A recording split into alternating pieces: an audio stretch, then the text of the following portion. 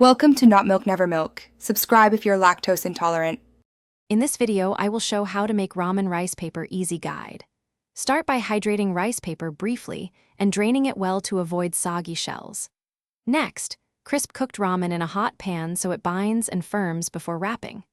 Assemble fillings on cooled crisp nests, roll tightly without air pockets, and fry quickly at medium-high heat until golden and crunchy for best texture and flavor. Gather ramen, rice paper, oil, and fillings like greens, cooked protein, and sauce.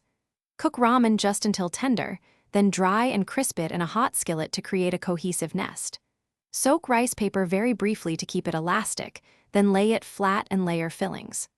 Roll snugly, sealing edges with a dab of water, and rest rolls briefly before frying to maintain shape and prevent bursting.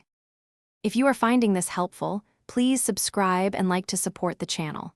Quick recommendation: bring your space to life with the Echo Dot smart speaker, perfect for setting timers and playing music while you cook, and it fits neatly on a counter without taking up space.